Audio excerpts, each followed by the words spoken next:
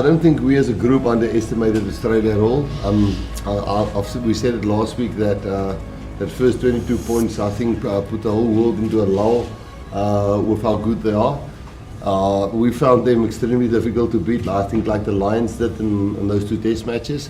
And for us, O'Connor did miss 2 fairly vital penalties to be within 7 points, which would have made it really tight the last few minutes. So, after a loss, you lose a little bit of belief. And we won 8 on the trot and then lost one. I think we now 9 out of 10. But you do lose a little bit of belief. So the big thing for us today was to try and win and not let them get a bonus point. And now we've always had to go to New Zealand and beat them there twice if we want to have any chance. So we're back. We have lock points. They're ahead of us in the lock points. But overall, just happy with the win. Good day, and we're back like Umqolo for another episode of Inside Pass as we look back at the Springboks' 30-22 win over the Wallabies in their Rugby Championship clash that took place at the Cape Town Stadium on Saturday. Was it pretty? No, but if you look back at what transpired against All Blacks at Ellis Park, where a 22-0 lead inexplicably turned into a 38-22 defeat. Anything that approached aesthetics was always going to be eschewed for pragmatism. And what the Boks did, from a pragmatism perspective, wrung out every possible drop from the towel in rather difficult conditions in Greenpoint as they finally got some Rugby Championship points. They are defending champions after all, and most probably the last thing you want is to head off to the land of the long white cloud on the back of 2 home defeats. From a possible 10 points, the Boks got 4, and they left for New Zealand on Tuesday. When you look at the time now, probably they should be there. It is around about just after 9 o'clock in the evening, that side. But that being said, they're that side, we're here in South Africa. And just to look more on what's transpired over the past 2 weeks and what transpired in Cape Town, I've got our season's News 24 sports reporter, Xabanisa, and from Cape Town, the Bossmeister, Lloyd, Burnard, who was with Herman Mostard as our eyes and ears at Fritz Sonnenberg Road on Sunday. He'll be joining us a bit later. Preston, good morning. How's it, Chuck? How good are you doing? Thanks for the brass. Yeah, I know. It's a good thing you're not aging me. I know, far from it. Sim, you wrote quite an interesting column about the evolution of the Boks, the DNA, and how it's just got people, to quote a term that's used in social media circles, howling from one week to the next. Just talk us through how you got to that point.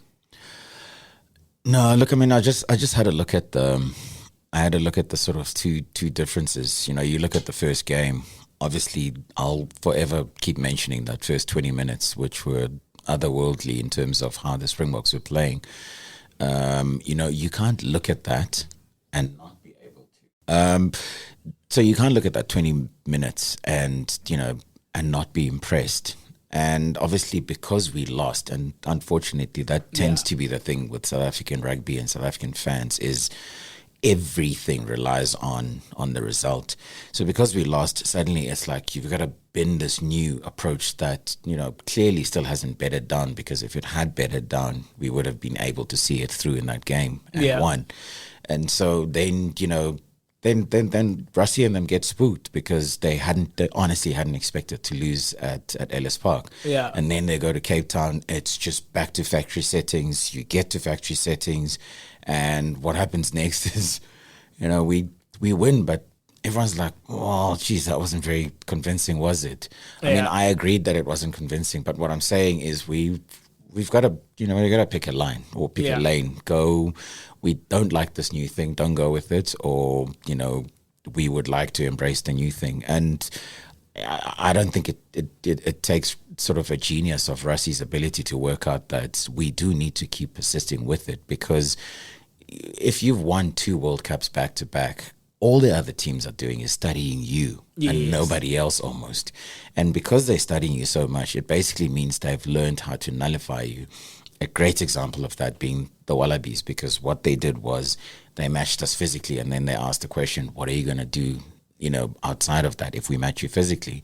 So clearly that is the blueprint towards matching the Boks. In the old days, Russi's thing was, we must F them up physically, and that kind of worked. It clearly isn't going to work now, which then begs the question of what next? And if what next is if there is an answer to that, what next? It's clearly what they're trying to do. They started on that process last year. There's so much they need to do, though, for that to be able to happen. There's a whole host of things they need to do. They've started over the last year, and they now need to do over the next 2 years before 2027. Have the Boks been clear in terms of how they've been messaging their way in terms of wanting to balance how they play? Probably not, but you've also got to ask if they're clear with us in the media and we write it, why then? Why would they want to communicate? Why would they want to communicate their plans to their opposition? If they tell us, they're going to tell, the opposition. So the onus is almost on us to kind of read it correctly. There will be snippets, and there have been snippets. Every time you've spoken to Tony Brown, you get a sense of what they're trying to do. And every time Rassie comes out, Rassie does kind of he's the kind of guy that isn't able to kind of withhold all his cards. But he is so he is a guy that kind of gives you snippets, and your job, or our job, I guess, is to join the dots and kind of try and get something coherent. The only danger with that is that anyone that's ever tried to second guess what's going on in Rassie's mind has always come off second best. So maybe actually it's not a great exercise to get into in the first place. But I don't think they have to tell us what they're trying to do. But I think there's signs there. Tony Brown coming is a sign of its own. It's a sign of its own. It means we're going to play. We not only an evolution, we're going to go a bit nuts in how we play, because if you think back to the teams that he'd coached before, I still remember Japan and the Highlanders. They had that weird kick where the fly half turns around and faces his own goalpost, but then he kicks he kicks an up and under over his head. So you knew exactly what was coming in terms of what we're going, what direction we headed. That was the first part. And I think the second part, which most people have missed, is all this conditioning talk from the Springboks from this year, from their camp this year in June. Clearly they've decided, okay, it takes a lot for us to be able to, to play this game. So what we now need to do is to make 100% sure that we've got the kind of conditioning to be able to actually play that game and to play it consistently, which then again begs another question. And that question would be, where we found a bit wanting with that conditioning at Ellis Park, did we kind of literally blow ourselves out trying to run the Aussies off their feet? That's my next question, because as they've now departed for New Zealand, have they over-conditioned? I think another social media howl that came back was that had they spent too much time conditioning, did they have too little time off? And I mean, if you look back at the press conferences that they had here in Hyde Park, Andy Edwards' name crept up in a good way regarding the conditioning. It was a question that was asked in the press conferences. What kind of line did they straddle in terms of what we've seen over the past 2 weeks regarding the conditioning? Look, I think the tricky thing about the conditioning, I think first things first, I need to make it 100% clear that I'm a middle-aged man who's overweight, 95 kilos, way too much. And so I am no conditioning coach. That's the first thing I need to put out there, which then means I'm in no position to second guess how the Boks have gone about trying to condition themselves. But from a rational perspective, I think you can sit there and go, oh, the Boks were at the end, the Bok players were at the end of a season, a URC season, which also include Champions Cup. And they went into preseason again, when most people would be expecting to spend 6 weeks with their feet up, not playing, not doing anything. And so then the question becomes, what's that like? What does that do to the body? Does that make the body better, or does that debilitate the body? The simple truth is, I have no idea. You also can't go, oh, just because we lost, it must mean they've overconditioned. It could be, for a totally different reason. But the simple truth is, they've decided to go this way because maybe they need to give the players a taste of where they need to play, even though it now is not the perfect time to be able to do it. I think the bigger takeaway from this is our players are playing 12 months 12 months of rugby all year round, which is not the way it should be. So actually, if we weren't in that situation, it would be 10 times better to just get a situation where you're going. It'd be 10 times easier to be able to have that, I don't know, 4 weeks or 3 to 4 weeks of conditioning, and there'd be no problems with it. But with the season that we have, we're running exactly the risk of what you're saying, players being over-conditioned and whatnot. So yeah, it's a tricky one to sort of ascertain, especially when you don't have data, and even if you had the data, you probably don't have the wherewithal to actually be able to read it, because you're not a conditioning coach or a sports scientist. Well, that is a science that at some point we hope that Andy Edwards will just break down to us in a bit more detail. But that being said, we now hop down the vast stretch of the N1 and we get a hold of Lloyd. Lloyd, good morning. Hello, Tshwaku. How are you? How's it, Tim? Look, we're enjoying quite a lovely late winter sunshine here. I don't know what kind of weather you guys are experiencing there. We saw that on Saturday that it wasn't quite great. But just take us through how you saw and how you experienced the Boks on Saturday.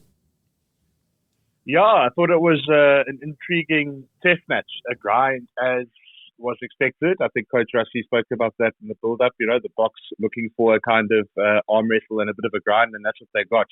I mean, just very impressed by the Wallabies again. I think the improvement that you've seen there over the Lions series and into, these two Springbok tests, shows how far they've come over the last few months, which is good for the game, good for the tournament, good for all of the build-up to the Rugby World Cup. From a South African point of view, look, a win is a win is a win. It was needed. Another defeat would have been catastrophic. There was a good aerial battle, ignited by Andre Pollard. I thought the aerial battle between the sides was very interesting to watch, and I thought both sides actually handled themselves quite well in that space. The set piece battle, equally so, was a tightly contested one. And at the end of the day, I think South Africa will be very happy. Rassie gave them 7 out of 10. For their performance. I thought that was perhaps 1 point a bit too generous. I don't think the Boks were at their crisp clinical best by any stretch of the imagination. But I think given the circumstances, given the context, you just want to avoid going 0-2 in that competition, because then, if we saw the reaction from South Africans after the Ellis Park game, and some of it, we felt was a bit unwarranted, because at the end of the day, it is one loss, but it shows how passionately people respond to defeats. You can only imagine what back-to-back home defeats to Australia would have looked like. So I think all things considered, very much a case of job done. And now it's going to be one hell of an effort to get over the line away in New Zealand. And the really cool thing about that result was actually how Argentina then did a job for absolutely everyone by beating New Zealand, because now you suddenly have this competition which is alive. I think when they started the Rugby Championship, or even the Tri-Nations in the days of the Tri-Nations, this is what they wanted. The absolute best of the Southern Hemisphere, guys basically slugging it out. It hasn't quite always worked out like that. Maybe in the Tri-Nations days it did kind of reach those levels, but in the Rugby Championship it's just been New Zealand's tournament, and whoever has won it has kind of like tended to dominate it. I mean, I think the Boks last year were pretty dominant when they did win. So the really cool thing for me is suddenly we've got all teams with exactly the same record. Sure, not the same points, but they've got exactly the same record, and anyone at this stage can win it, which is all you can ask for, from a competition. That's exactly what you want. And what I really liked about the Cape Town game is it was limited and it was a grind and et cetera, but what we really, really needed from that game was to play like that, because that's exactly what the Boks are going to need in New Zealand. Yeah. It was almost like a timely reminder of how the Boks need to play. It's like, this is, I know we go back to this DNA thing again. Yeah. You don't beat New Zealand by trying to play their own game, but, we hadn't had an opportunity for a reminder, almost like a refresher. And that's what I liked about that game, because it just reset the settings in terms of, guys, this is what you need to do to play this thing. Lloyd, you mentioned the aerial battle in particular. I was very fortunate yesterday to have a chat with Fourie du Preez. It gave me 5 absolutely golden minutes yesterday, and he said that he would have preferred to have Faf in New Zealand. What do you make of that, and what do you make of South Africa's halfbacks? He spoke well about Grant Williams, but a lot of tests in New Zealand have risen and fallen on performances from halfbacks. So, what do you make of Fourie's assertion regarding Faf not being in the travelling group? It is a really interesting point of discussion, because I think a lot of us thought that, a couple of guys who didn't play against Australia were being almost rested and, identified as guys who would feature on the All Black tour. And I think Faf was one of them. So the fact that he's not there, I think, was perhaps the big talking point from the squad, and somewhat surprising. The irony of this whole thing is, for me, is that, Faf's kind of gone through a full circle evolution with the Boks. If you imagine him at the start of his Lions journey, when under Johan Ackermann, when the Lions were getting to all those Super Rugby finals, Faf de Klerk was a very exciting kind of fast moving, dynamic scrum-half, and now it's kind of at this point of the career, as the Boks are evolving into something a bit different. Where they're looking for more speed and a bit more enterprise, and Grant Williams suddenly is the guy who has the front lane. But I think, the argument for Faf will be the experience, it'll be the kicking. Kobus Reinach is clearly ahead of him in the pecking order at the moment, which is interesting. And then you start looking ahead to 2027 and at that scrum half depth, and you go, well, is there even place for a Faf de Klerk in that squad, which would be quite something. I suppose he's not the only one. There's probably a few of the guys floating around, but I don't know. I mean, I think Grant Williams has the inside lane, and I think rightly so. I think he's been the form scrum half in South Africa for some time now, and hasn't really disappointed when he's been given his chances. And then, if you're talking about experience, you've got Kobus Reinach kind of coming on off the bench. So I don't know what role Faf has moving forward, but if you're not getting picked for a big All Black tour like this, then, what does that say about, what the next couple of years are looking like for you? And staying on the All Black tour in particular, how do you rate the Boks' chances from a winning perspective? Yeah, I mean, like Sim was saying, the cool thing about this tournament now is that it's wide open. And more than that, I watched that first half on Saturday night before I fell asleep, and it was 13-all, Argentina when they beat the All Blacks in that first half. And just watching the intensity and the speed and the accuracy that Argentina were playing with, and granted, there was a period there where New Zealand were down to 13, but I was hugely impressed by just how clinical Argentina were in that 40 minutes. And, I really think they can beat anyone on their day, wherever they are. So they've got the 2 Aussie tests now. And, those results could go either way. South Africa's results, I think, could go either way. I would say, New Zealand clearly not at their best maybe at the moment either, but South Africa will still enter those 2 tests as underdogs, quite comfortably, I would say. So, it could fall either way. I'm not going to predict, but you could have a situation where you go, Argentina, Australia 1-all, the Boks losing both in New Zealand, and then suddenly finding themselves bottom of the log. I think all possibilities are there. I think they'll be tight games. I don't think anyone's going to run away with it. The All Black South Africa games, I think they'll be close, but you probably have New Zealand coming out just on the right side of both of them. Maybe 1-all. I'm not sure. Why? What do you guys think? Well, I was going to throw that to Sim now. As someone who's travelled to New Zealand, was there in 2004 when Doug Howlett scored that heartbreaking try at the now defunct Lancaster Park. Sim, how do you see these 2 matches panning out? This guy goes aging me again. Actually, I don't think anyone. Let me put it this way. I was going to say I don't think anyone is going to win 2 in these two test rubbers. I think everyone's going to draw, but actually, I'm going to change it to whoever wins 2 of all these rubbers that remain will be the winner of the competition. So I genuinely don't see us win 2 in New Zealand. I think we do, funnily enough, do the Eden Park thing, but then New Zealand are so embarrassed that they get us back the week later. I think where we might have a chance is you've got Argentina and Durban. Granted, they've won there before, so they've got no fears.